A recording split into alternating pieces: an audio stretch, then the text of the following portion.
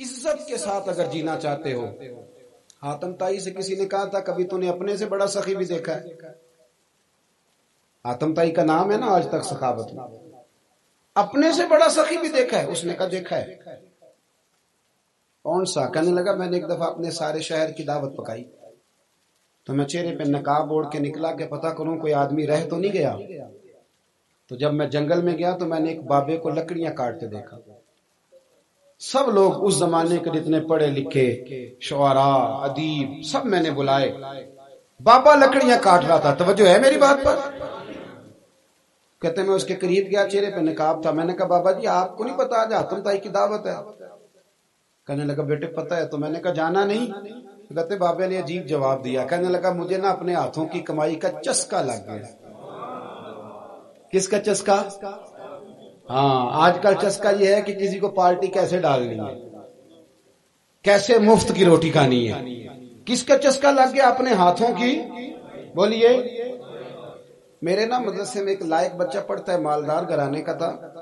تو تھوڑی سی نا آپ کو پتہ ہے دوران طالب علمی ہمیں بھی بڑے بہانے آتے تھے تو یہ چیزیں یاد آتی ہیں تو تھوڑا آگے پیچھے ہوتا تھا. مدرسے میں کام ہو رہا تھا تو میں اس کو کھڑکی میں لے کے کھڑا ہو گیا. میں نے کہا بیٹے ایک چیز تجھے دکھانی ہے. جب تیرے سامنے بھنا ہوا گوشت رکھا جاتا ہے تو نخرے کرتا ہے. ادھر بھی آ ایک نظارہ دیکھ.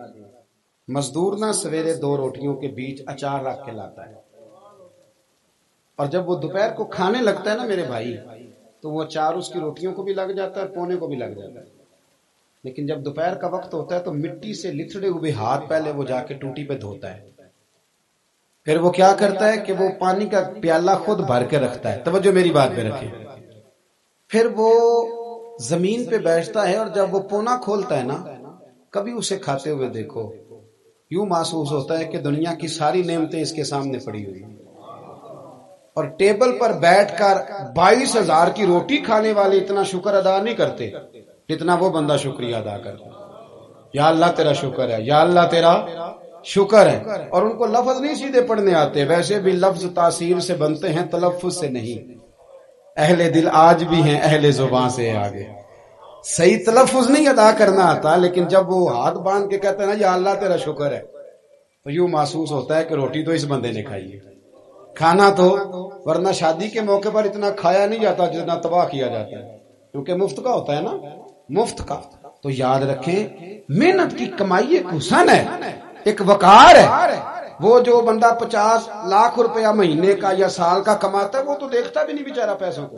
وہ بینک میں آئے اور بینک سے ہی ساری زندگی اپنی دولت دیکھ سکتا, لیکن جو 600 روپیہ دیہاڑی لیتا ہے نا اس کو جب شام کو ملتی ہے تو 3 دفعہ ہاتھ صاف کرتا ہے اور 3 دفعہ بسم اللہ شریف پڑھتا ہے اور پھر وہ جیب میں ڈالتا ہے. پھر وہ حساب کرتا ہے کہ 50 کہاں لگانے ہیں, 60 کہاں. تو خودداری سے جیو, باوقار رہو گے, باعزت رہو گے. حاتم طائی کہتے ہیں مجھے کہنے لگا کہ مجھے ہاتھوں کی کمائی کا چسکا لگ گیا, اب مفت کے دسترخوان پر مجھے مزہ نہیں آتا. تو کہتے میں تو بس اس کا فدائی ہو گیا. جب میں واپس آنے لگا تو اس نے مجھے آواز دی. میں واپس پلٹا تو کہنے لگا بیٹا آپ بھی دعوت پہ جا رہے ہیں؟ میں نے کہا ہاں. تو اس نے مجھے 5 دینار نکال کے دیے. کہنے لگا یہ لے جاؤ, حاتم طائی کو نہ دینا, وہاں جو آدمی لنگر پکا رہا نا اسے دے دینا. یار بڑے بڑے لوگوں نے روٹی کھانی ہے, چلو میرا بھی حصہ پڑ جائے گا. تو حاتم طائی کہتے ہیں میں گھوڑے سے گر گیا, چہرے سے کپڑا اٹھایا اور میں نے کہا بابا میرے سینے سے لگ, میں تو امیر ہو کے سخی ہوں نا, تو غریب ہو کے بڑا سخی ہے. آج سمجھ آئی ہے تیری سخاوت کی. پڑھیے نا حدیث پاک. حضرت انس بن مالک کہتے ہیں ایک شخص نے آ کے کہا یا رسول اللہ کچھ دیجئے. حضور مجھے کچھ بولیے. اور میرے محبوب کا دروازہ وہ ہے کہ جہاں سے کبھی کوئی خالی گیا ہی نہیں. حضور کچھ دیجئے. تو نبی کریم علیہ السلام نے آج الگ بات کر دی, فرمایا تیرے پاس کچھ بھی نہیں.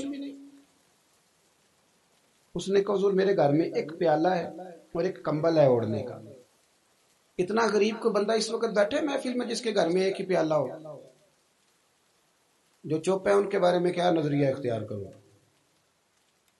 کوئی ایسا غریب جس کے گھر میں ایک ہی پیالہ ہو, صرف ایک ہی کمبل ہو. لیکن یہاں بیٹھے میرے سمیت ہر تیسرے بندے کو آپ پوچھ لیں کہ حالات کیا ہیں تو کہے گا دعا کرو. بڑی مشکل ہے. اتنا غریب کوئی بندہ موجود لیکن آپ کسی کو پوچھ لیں وہ کہے گا جی بس دعا کریں، کوئی ایسا پیر مل جائے جو مجھے اللہ دین کا چراغ دے دے تاکہ نوٹ کسی طریقے آ جائے۔ اور وہ نعت ہاں جو کہتا ہے کہ کون دیتا ہے دینے کو منہ چاہیے، دینے والا ہے سچا، وہ بھی کہتا ہے پہلے 25,000 دو۔ کوئی تو سٹیج پہ تو کہہ رہا تھا حضور دیتے ہیں، اور یہاں جب تک تیرے اکاؤنٹ میں نہ جائیں تیرا کام ہی نہیں چلتا۔ عجیب تماشا ہے نا۔ ایک صاحب نے بڑی دور سے مجھے فون کیا، کہنے لگے ٹائم دے دیں۔ میں نے کہا جی میں آ جاؤں گا، فارغ ہوتا ہوں تو آ جایا کرتا ہوں، تو مسئلہ نہیں ہے، ہم اتنے بڑے لوگ ہی نہیں، آ جائیں گے۔ کہنے لگا جی آپ بتائیں مطلب اکاؤنٹ نمبر دے دیں۔ میں نے کہا یار آپ نے غلط جگہ فون کر لیا، میں نے تو بتایا کہ وہ تو بڑے لوگ ہوتے ہیں، تو ہمیں پتہ ہے اپنی حیثیت کا، انشاءاللہ حاضر ہو جائیں گے، آپ سے بات ہوگی۔ کہنے لگے نہیں آپ کو تو کچھ بتانا ہی پڑے گا، کچھ بتائیں کچھ بتائیں۔ میں نے کہا کچھ بھی نہیں، میں انشاءاللہ حاضر ہوں گا، اللہ نے مجھے توفیق دی ہے، میں شام کو بڑی زبردست کھانا اپنے بچوں میں اچھا بیٹھ کے کھاتا ہوں۔ ایک گاڑی ہے جس پہ سفر کرتا ہوں، اگرچہ مکان میرا 2 کمروں کا ہے، اور کبھی اللہ تعالیٰ نے میرے دل میں یہ تمنا پیدا نہیں کی کہ کوئی بہت بڑا ہو تو گزارا صحیح ہو، میں بڑی اطمینان بخش زندگی گزارتا ہوں، تو میں آ جاؤں گا۔ کہنے لگے نہیں تہاڈی مہربانی کچھ دسو۔ میں کہا 3 کروڑ روپیہ دے چاہے۔ کتنا جی؟ اللہ جانتا ہے ہنسانے کے لیے بات نہیں کر رہا، اور مسجد میں اونچا ہنسے بھی نہ، کتنے دیں؟ جی یہ تو آپ نے کیا کہہ دیا۔ میں نے کہا یار اگر میں نے اپنے لفظ ہی بیچنے ہیں تو اب میں 25-40 ہزار میں بک جاؤں، تو میں تو سمجھتا ہوں کہ نبی پاک کا فرمان بڑا قیمتی ہے، تو ریٹ لگاؤں تو میری حیثیت یہ ہو کہ 40,000 روپیہ۔ اگر میں نے بکنا ہی ہے تو کوئی ریٹ تو لوں نا۔ اور ویسے بھی میں تو سمجھتا ہوں کہ میں بڑا انمول ہوں، اس لیے کہ میں رسول اللہ کے دین کا نوکر ہوں۔ اور یہ غلطی ان کی نہیں جو بیچتے ہیں، غلطی ان کی ہے جو خریدتے ہیں۔ آپ لوگوں نے مارکیٹیں بنائی ہیں، آپ مارکیٹیں نہ بناتے تو کبھی مارکیٹوں میں اس طرح کی چیزیں بکنے کہ ہم نے ظلم کیا ہے، ہم نے زیادتی کی ہے، ہم نے یہ ماحول بنایا ہے۔ بہرحال بات دور نہ نکل جائے، واپس آتا ہوں۔ نبی کریم صلی اللہ علیہ وسلم نے فرمایا تیرے پاس کچھ نہیں، ایک کمبل ہے اور ایک، حضور نے فرمایا لے کے آ۔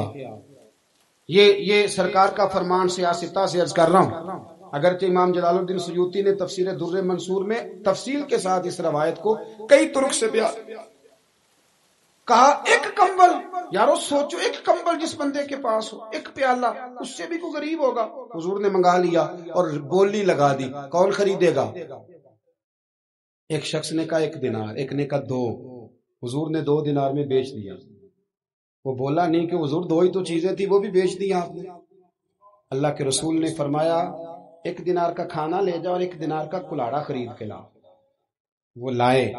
حضرت انس کہتے ہیں بندہ بڑے نصیبوں والا تھا، وہ جب کلاڑا خرید کے لایا تو اس میں دستہ میرے نبی نے دستے مبارک سے لگایا، حضور نے دستہ لگایا اور فرمایا یہ لے جنگل میں جا۔ مسلمانوں یہ میرے رسول اللہ کی تعلیم ہے، نوجوانوں غور کرو، اگر معاشرے کو سنوارنا ہے تو اس چیز پر محنت کرو۔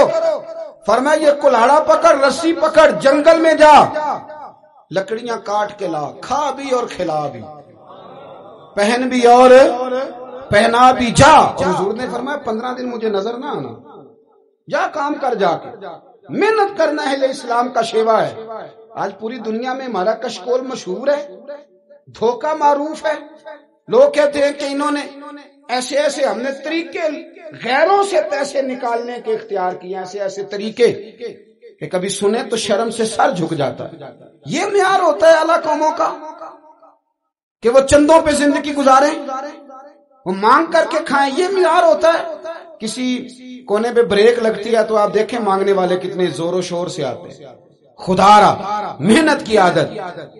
وہ صحابی چلے گئے، 15 دن کے بعد آئے، یہ لفظ امام سیوطی نے لکھے، 15 دنوں کے بعد آئے تو حضور نے فرمایا تیرا حال کیا ہے؟ حضرت انس کہتے ہیں مجھے بھی تجسس تھا کہ پتہ تو چلے، تو وہ مسکرائے، عرض کرنے لگے یا رسول اللہ پہلے 1 پیالہ تھا، اب سارے گھر کے برتن بن گئے۔ یا رسول اللہ برکت آپ کی ہے، پہلے 1 کمبل تھا، اب سارے گھر کے بستر بن گئے۔ اور امام سیوطی کہتے ہیں انہوں نے جیب میں ہاتھ ڈالا تو 10 دینار نکالے، عرض کی حضور رکھ لے، میں صحابہ صفا کے لنگر میں حصہ ڈالنے آیا ہوں، یہ قبول کر لے مجھ سے۔ مہربانی فرمائیں، مہربانی، خودداری سے جیے اور تھوڑے پہ گزارا کریں۔